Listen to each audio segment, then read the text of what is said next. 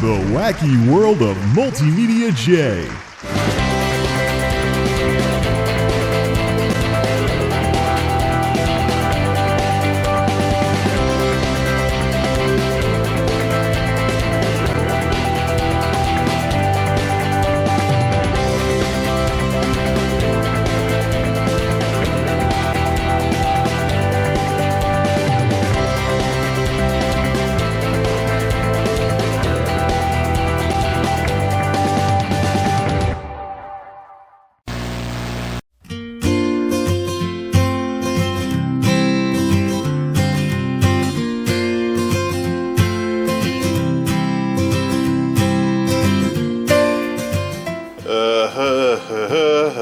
I am exhausted, but mission accomplished. I attempted to fat bike to work today just to see if it was doable, if I wanted to try it out, and it is.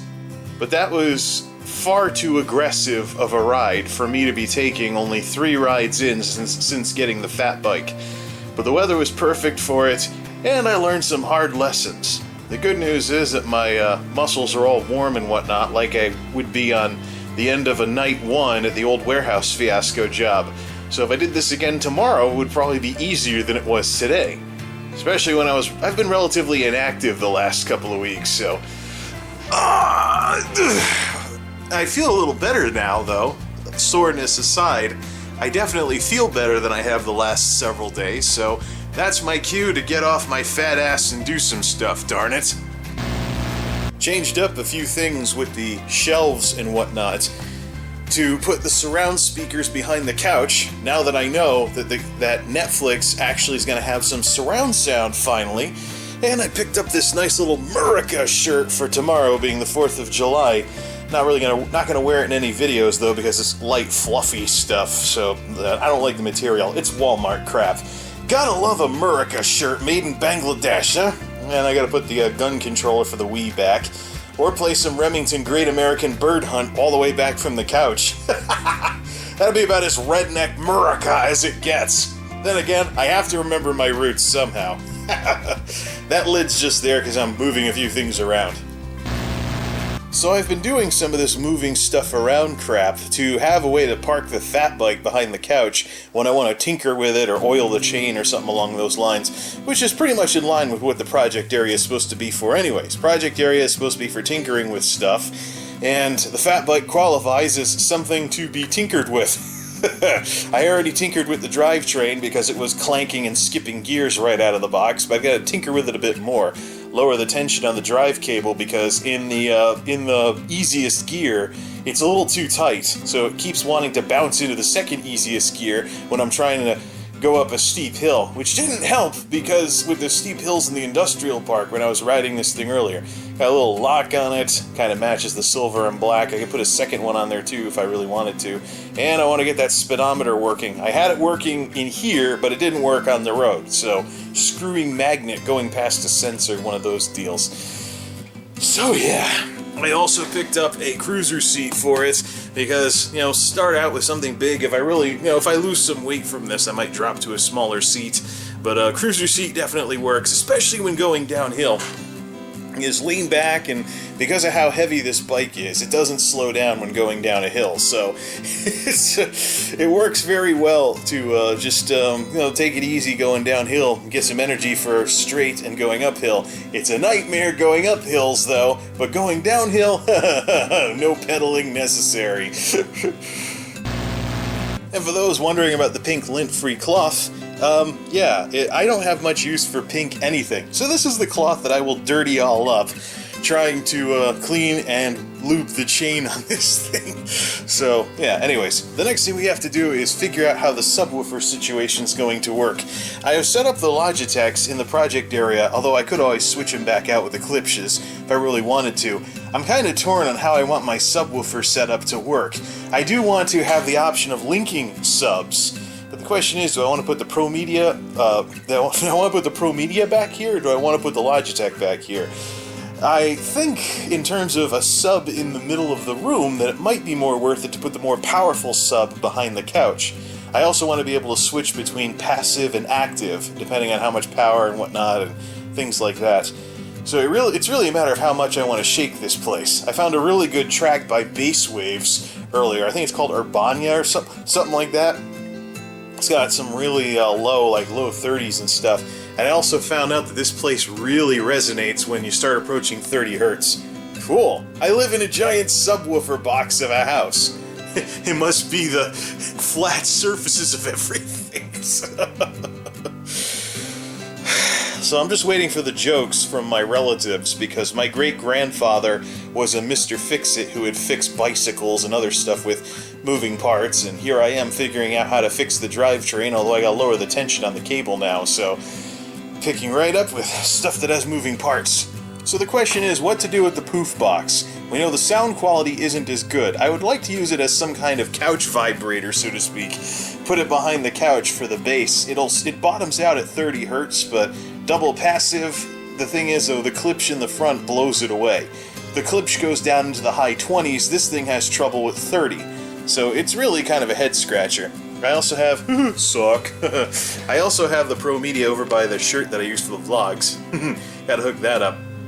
The big thing that I need for that is some kind of adapter to go back to mini from speaker wire. I think the way to do that... Where's the adapter? It's working. The old project desk has been a bit of a mess lately. I think the answer to that is to convert this old adapter... Oop, don't let the bike grease get everywhere. White Lightning Wax Lube. Good stuff. Dries to a wax. Anyways, the thing to do with this, I think, is to mod this so that it turns back into speaker wire from this mini jack right here. That way I can plug the mini plugs into it and come over, and if I lose some signal, oh well, these are secondary speakers anyways. I also want to do some tinkering with this Logitech Z313, which is a good example of what you can get off the shelf these days. Little piece of junk $40 cheapo special. People buy these things for some strange reason. Even though the so-called subwoofer consists entirely, I think that's a 4-inch in an echoey wooden box. I definitely want to do some messing around with this. I've got one. I used to use these in my kitchen back at the old place, but what to do with all this speaker stuff. I also found out there's going to be at least one more great SIF trip. Well, we already know that, but I'm going to have more than just the remains of the Delosaurus to throw out for that. But I think this would be a good thing to hook up to fix the sync issues with my, well, you know, going from speaker wire to mini, then come over here and have everything be in sync instead of mixing analog and digital and having this place become an echo chamber.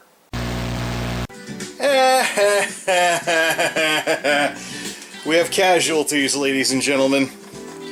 It's been a while since I had to deal with stacked amps, but this is one of those deals where if you have weak components in your system, something like this has a thing for finishing everything off. Let's turn on the power here. Hope we don't pop the breaker in the process. So there's the sub from the 4.1s. Notice what happens when I turn it on now.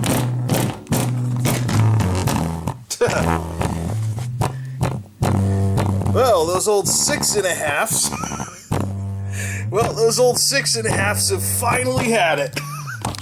Over 10 years later. Looks like it's just the right side that's blown.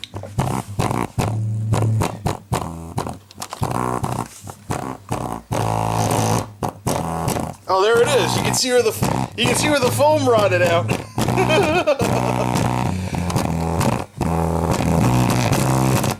at that.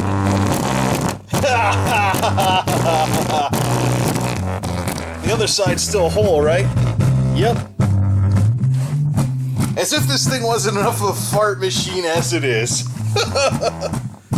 Alright, enough of that. Well, this stuff is not without its downsides, obviously. The 10-inch in the Logitech, though, which I'm using these 4.1 SATs with, is holding its own very well. But I think I put too much LFE through one of these SATs earlier, and might have blown it out. Let's kill the subwoofer. No settings. Ah, not the volume. Subwoofer.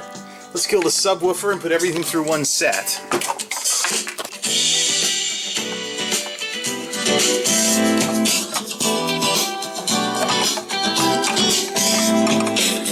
No signs of foam issues. Alright, let's hook up the other one. Where's the... This other one might have been the one that blew. I thought it sounded like it was blown earlier. Take the grill off. Okay, maybe not.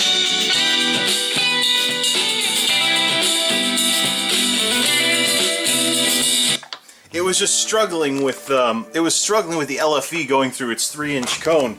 Apparently the crossover, as if Logitech crap isn't cheap enough as it is, apparently the crossover in the Z5500, I gotta check what that is, because some low-end LFE is, when I hook everything up with the new setup, the base is front-back. So LFE is what's going over the minis. So when it gets over to this end of the Geek House, there's LFE going into the speaker system. This crossover should block the LFE from going to the SATs. But earlier, with some of the whoopee cushion noises I was hearing coming from these things, it made me think they were blown. I think the crossover might be a little bit different than it was.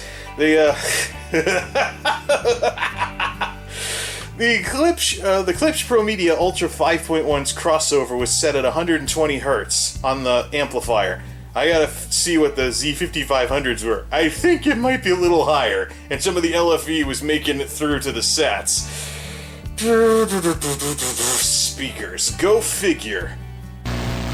Regardless though, this little doohickey that allows me to hook Mini up to the subwoofer channel does let me link subs and have the option of a powered sub in the back.